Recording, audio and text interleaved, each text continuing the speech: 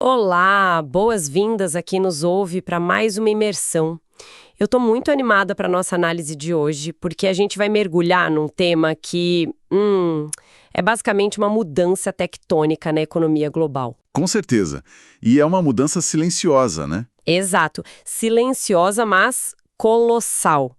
O eixo daquela guerra tecnológica que a gente tanto acompanha tá saindo, tipo, de fininho dos laboratórios de software lá no Vale do Silício. Uhum, saindo das telas. Isso, e se materializando em fábricas reais, em data centers massivos no Oriente Médio e na Ásia. E para guiar essa nossa conversa de hoje, a gente vai dissecar os pontos cruciais de um vídeo que acabou de sair. O material é excelente, por sinal. Muito. É um vídeo do canal do YouTube Visão em 360, chamado 4 trilhões de transistores, a nova disputa pelo controle da IA. E assim, a premissa central desse material é muito clara para quem está acompanhando. Não dá mais para ignorar. Não dá. O domínio da inteligência artificial, sabe, deixou de ser aquela corrida para ver quem cria o chatbot ou o modelo de linguagem mais esperto. Totalmente. Isso virou, digamos, o básico. Exatamente. Agora, a verdadeira batalha é pela infraestrutura física massiva. Aquela que vai sustentar a próxima década de automação pesada. Então, vamos destrinchar isso? Vamos lá. O material original estabelece uma tese que, na minha visão, é irrefutável sobre essa transição do software para o hardware estrutural. O que a gente está observando não é só o lançamento de uma nova placa de vídeo para bater recorde de benchmark. É uma disputa direta pelo controle da próxima camada da cadeia produtiva global. É uma mudança de poder mesmo. Exato. O domínio da economia do futuro não vai pertencer exclusivamente a quem escreve o código do modelo de IA. Claro. Vai pertencer a quem for dono do hardware capaz de processar esse volume impensável de dados.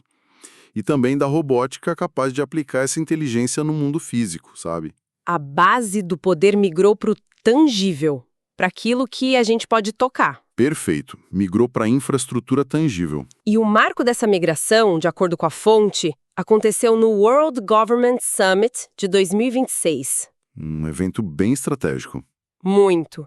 E teve uma revelação lá feita pelos Emirados Árabes Unidos que, nossa, chamou muita atenção. Sim, a parceria deles. Isso, em parceria com as empresas G42 e a Cerebrus Systems, eles apresentaram um processador de IA construído com a marca inacreditável de 4 trilhões de transistores. É um número que até custa cair a ficha. Custa muito. Para a nossa audiência visualizar isso, quem acompanha o mercado de hardware sabe que as GPUs tradicionais de alto desempenho, aquelas que alimentam os data centers de hoje, operam na casa dos 50 a 100 bilhões de transistores. Que já é muita coisa. Já é um absurdo de tecnologia.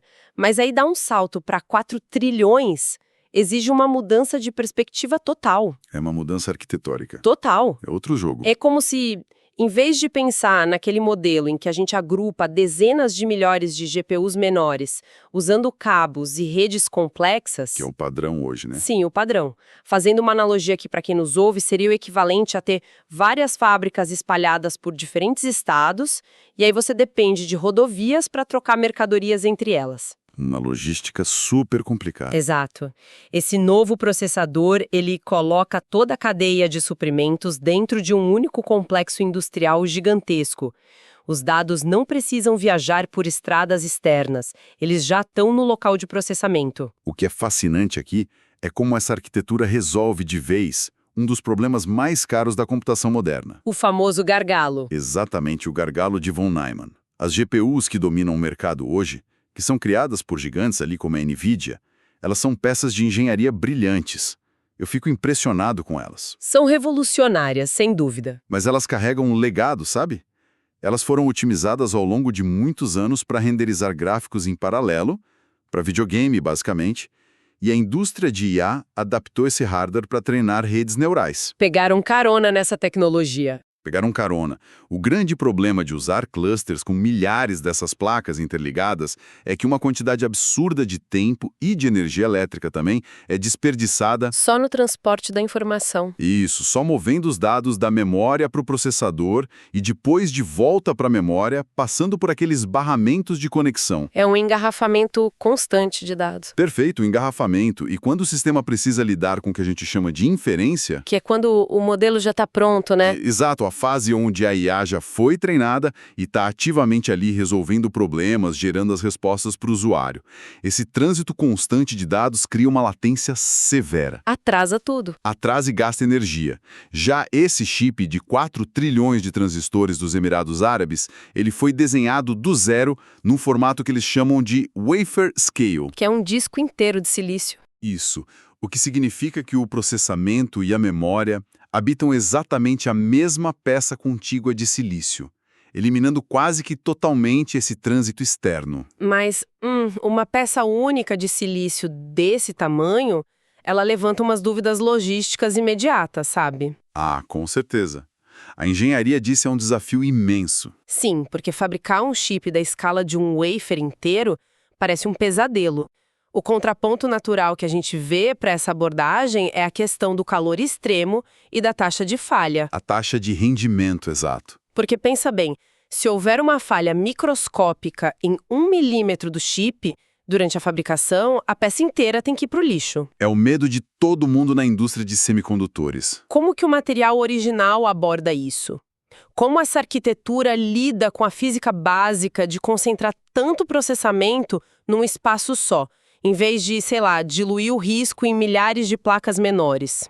Através de uma redundância massiva. Eles já esperam que vá falhar? Exatamente. Já está embutido no próprio design. O processador possui núcleos extras de roteamento? Entendi.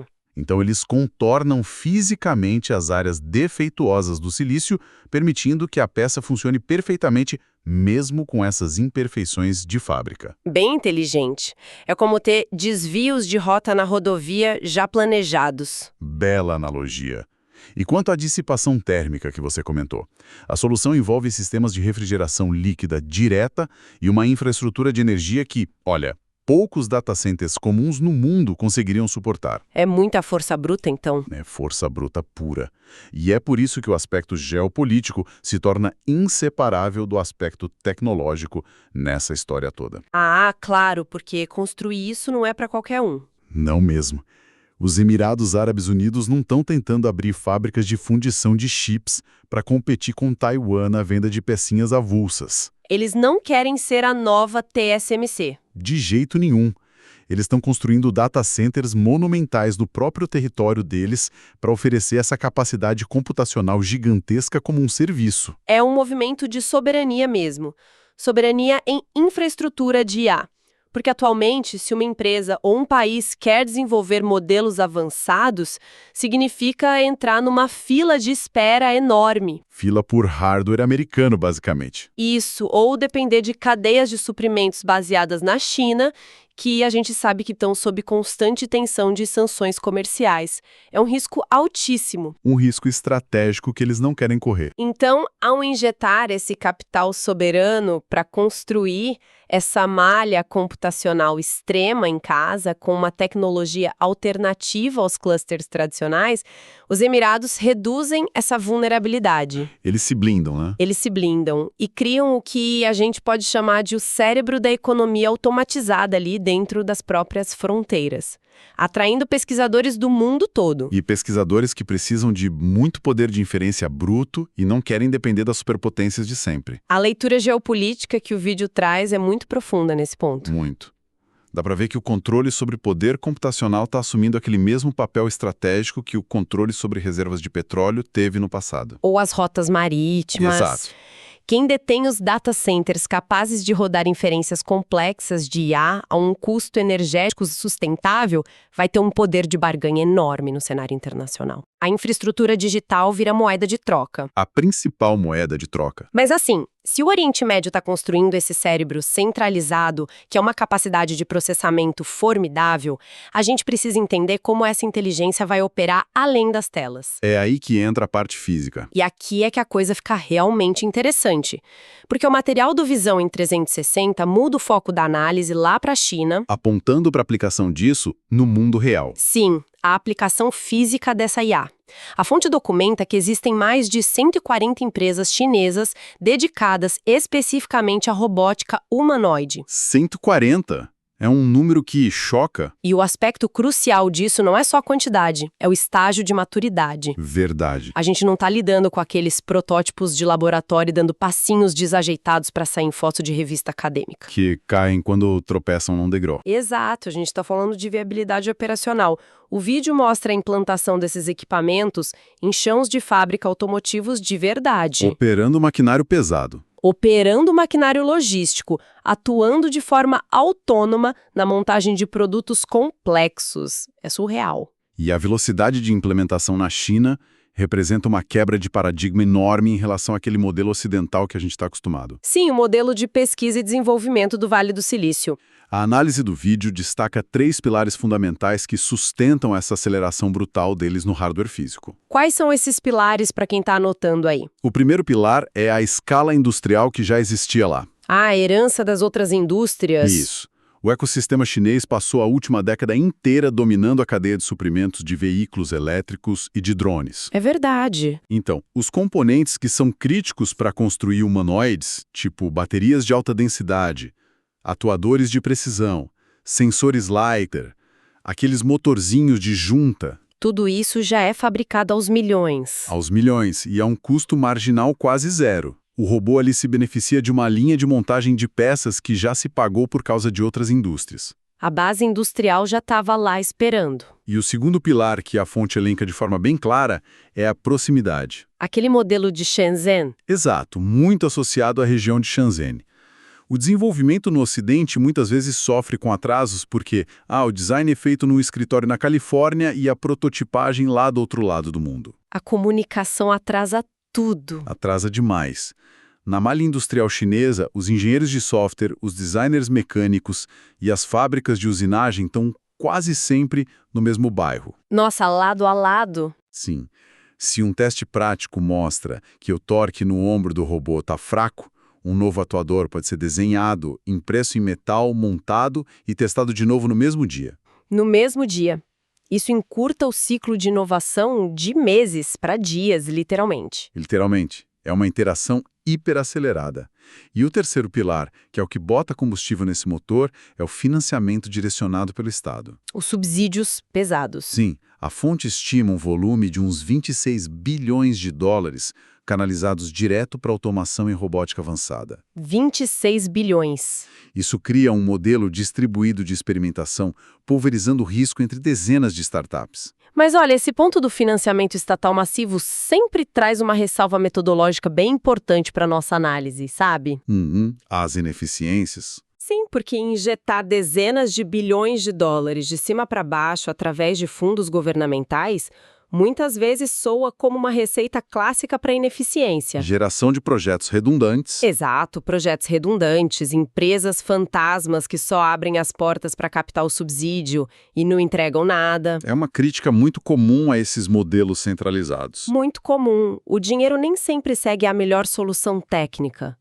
Então, como que o material original justifica que esse volume todo de dinheiro está de fato se traduzindo em robôs viáveis e não só em estatísticas infladas para mostrar para o governo? Essa parte da análise é bem reveladora. O argumento apresentado pela fonte é que as autoridades de lá tratam essa taxa de falha não como ineficiência, mas como o custo que tem que ser pago pela velocidade. Eles aceitam que a maioria vai falhar. Peões nacionais logo de cara. Entendi. O objetivo de financiar aquelas 140 empresas ao mesmo tempo é gerar um cenário evolutivo brutal.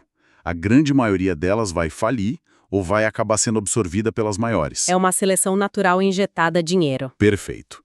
Porém, a infraestrutura técnica que todas elas criam, os engenheiros que elas acabam treinando no processo, as patentes registradas, tudo isso retroalimenta o ecossistema deles. Então, mesmo quem perde, deixa um legado que o ecossistema aproveita. Isso. E quando o mercado finalmente se consolidar ali em 5 ou 6 empresas hipereficientes, essas vencedoras vão ter emergido de um ambiente de pressão darwiniana fortíssima. Elas vão ser imbatíveis em custo. Operando com custos que concorrentes estrangeiros dificilmente vão conseguir igualar. E isso nos leva à reflexão sobre a engenharia do produto em si, sabe? A forma do robô. Sim, isso levanta uma questão importante. Por que o formato humanoide? É uma ótima pergunta que o vídeo faz. Porque em ambientes industriais, pensando friamente, braços robóticos fixos ou plataformas rolantes não seriam, em teoria, muito mais eficientes no consumo de energia e mais fáceis de programar? Em teoria, sim. Mas a justificativa tática que a análise detalha para a escolha desse formato humanoide é brilhante justamente pela praticidade. É o pragmatismo puro. Puro pragmatismo. Porque se você olhar os ambientes de trabalho, desde linhas de montagem antigas até os centros de distribuição modernos, eles foram projetados durante séculos, com uma única métrica central em mente. O corpo humano. As proporções físicas do nosso corpo, a largura dos corredores, a altura das bancadas, os degraus das escadas, os painéis de controle, tudo. O design das ferramentas manuais. Tudo assume que tem uma pessoa operando. Exato, assume um operador bípede com 2 braços e mãos articuladas. Então, do ponto de vista de alocação de capital, é ordens de grandeza mais barato e mais rápido inserir um robô antropomórfico numa fábrica que já existe. O que eles chamam de brownfield, né? Isso. É muito mais fácil do que demolir a infraestrutura atual inteira e redesenhar do zero uma planta inteiramente nova, um greenfield, só para acomodar veículos autônomos guiados por trilhos ou esteiras complexas. Ou seja, o robô se adapta ao ambiente que já está lá e não o oposto. Exatamente. Com isso, a barreira de entrada para a automação total simplesmente despenca. Fica muito acessível. Muito. O robô humanoide passa a atuar quase como uma solução de conectividade universal para o mundo físico. Pode entrar em qualquer fábrica e operar. Sim. A grande complicação, pelo menos até muito recentemente, era que um formato tão complexo como o nosso, que exige, sei lá, microajustes de equilíbrio centenas de vezes por segundo, Só para ficar em pé e não cair. só para ficar em pé, e ainda ter aquele reconhecimento visual caótico de ferramentas soltas numa bancada, isso necessitava de um nível de processamento cognitivo que a robótica tradicional, que era baseada em regras rígidas, não conseguia entregar de jeito nenhum. Faltava o cérebro. Faltava. E é exatamente neste ponto que as peças desse quebra-cabeça tecnológico global começam a se encaixar. E de uma maneira muito profunda. Então, o que tudo isso significa para a nossa audiência? Vamos unir os pontos. A gente tem, de um lado, iniciativas como a dos Emirados Árabes Unidos e seus parceiros investindo pesado em data centers focados em IA, Com superprocessadores. usando processadores wafer scale, capazes de processar quantidades colossais de inferência sem aquele gargalo de memória. E do outro lado? Do outro lado, o ecossistema industrial chinês despejando bilhões para iterar fisicamente robôs humanoides de baixo custo e alta precisão. A análise da fonte converge essas duas frentes numa conclusão bem impactante. Se conectarmos isso ao panorama geral, a gente percebe que estamos diante do que a fonte descreve como a integração final entre as pontas da inovação. O casamento perfeito. Exato. O gargalo computacional sendo resolvido naqueles super data centers permite que modelos de fundação cada vez mais autônomos sejam treinados em tempo recorde. E que eles rodem de maneira muito eficiente. E aí esses modelos são despachados via nuvem. Isso. Despachados via conexões em nuvem ou processamento local para dentro daquele hardware físico que foi fabricado com custo-benefício que só um polo industrial maduro entrega. Então o hardware chinês serve como corpo barato que habita um mundo real. Perfeito. O corpo de baixo custo que habita o ambiente de trabalho humano. E as superestruturas de processamento globais atuam como esse cérebro escalável. É isso que permite ao robô olhar para uma bancada, reconhecer um parafuso solto que não deveria estar ali e interpretar uma instrução verbal complexa de um humano. Ou ajustar a força da mão robótica ao segurar uma peça frágil para não quebrar. A IA transcende completamente as funções de software puro. Que assume o comando da produção física. Ela integra a decisão lógica à manipulação da matéria real. E as implicações macroeconômicas detalhadas por essa fusão, segundo o vídeo, são bem severo. São históricas. Porque se a gente olhar as últimas 4 décadas, o principal vetor que definiu a cadeia de suprimentos global foi aquela busca incessante pelo menor custo de mão de obra. Com certeza. Fábricas saindo do Ocidente. Fábricas deixando países com altos impostos e custos operacionais e se instalando em nações onde milhões de pessoas faziam montagem por salários muito menores. A famosa terceirização para a Ásia. Isso. E o vídeo levanta a tese de que essa convergência entre a IA avançada e esses humanoides viáveis, ela achata completamente essa vantagem competitiva do trabalho humano de baixo custo. É o fim de uma era. A mudança da variável central na economia global é iminente. Como assim? Explica melhor para quem está ouvindo. É que se a operação de montagem de um celular ou a manutenção de um estoque de armazém pode ser executada ininterruptamente por um equipamento que custa uma fração do que seria um salário anual, E que não pede férias. que não requer iluminação na fábrica, não precisa de controle de temperatura para o conforto humano, não faz pausas.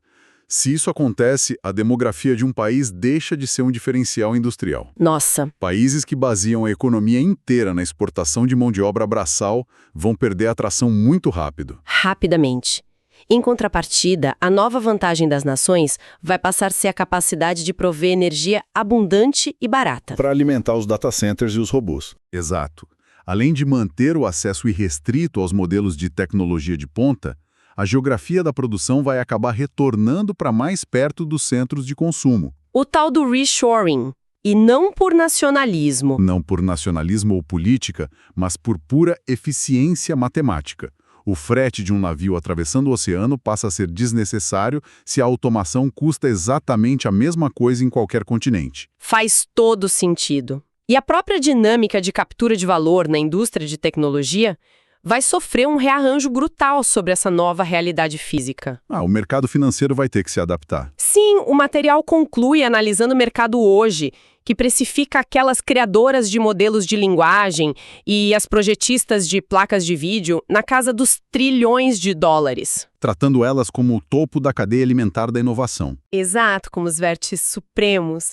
Mas na medida em que a IA se transforma numa força motriz tangível, o foco dos lucros não vai ficar isolado só nessas empresas que vendem acesso à API ou placa solta. O valor econômico real vai migrar. Vai migrar em direção às organizações que conseguirem verticalizar a operação. Integrar tudo, né? E isso, integrar perfeitamente o processador de alta eficiência com o software cognitivo e com a estrutura robótica, tudo numa solução prática para o cliente. A empresa que conseguir bater na porta de um cliente e entregar uma linha de montagem autônoma operando do início ao fim, ela vai capturar as margens de lucro que antes pertenciam à manufatura tradicional e à logística. A gente está observando o estabelecimento da infraestrutura que vai definir este século, sabe? Sem dúvida.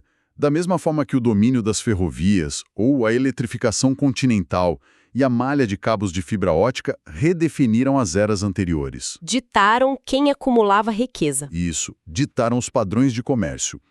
Essa convergência entre o processamento sem gargalos e a automação física generalizada vai estabelecer o novo ritmo do crescimento global. E o tabuleiro está ficando bem complexo. Muito. Atualmente, a gente vê os Estados Unidos montando a dianteira na arquitetura dos algoritmos, no capital intelectual, e a Europa se posiciona como a vanguarda ali da estruturação regulatória. Fazendo as leis. Fazendo as leis. No entanto, o surgimento desses novos polos de poder, com infraestrutura pesada de processamento no Oriente Médio e a robótica aplicada em escala na Ásia, mostra que o jogo está mudando. Controlar as regras da IA no papel importa muito pouco se a capacidade física de executar o trabalho no mundo real pertencer a atores que construíram seus próprios ecossistemas independentes. Exatamente. A execução física que vai ditar as regras. É hora da gente recapitular a imensidão técnica e econômica que a gente explorou a partir dessa fonte, o Visão 360. Foi uma jornada em tanto. Foi mesmo. A gente saiu do microscópico, examinando como um chip do tamanho de um wafer inteiro pode conter 4 trilhões de transistores. E acabar com gargalos históricos de memória. E aí a gente expandiu essa capacidade de pensar lá para outra ponta do mundo físico, detalhando por que a rápida prototipagem subsidiada de forma tão agressiva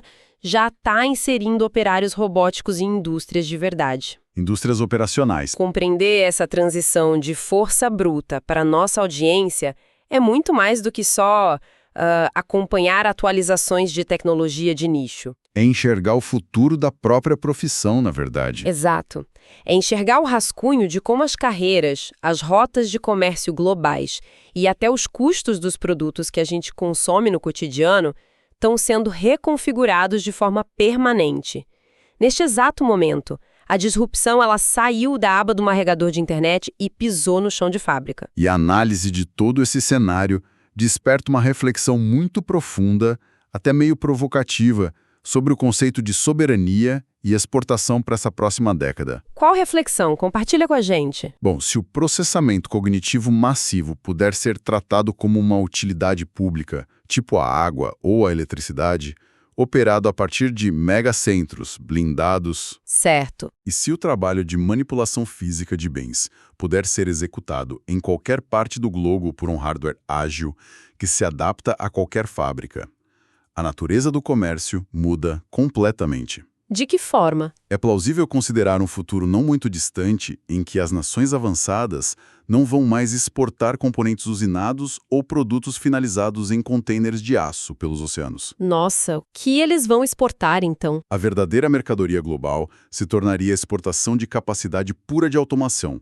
Uma nação com superioridade técnica simplesmente transmitiria a inteligência necessária via rede, Pela nuvem.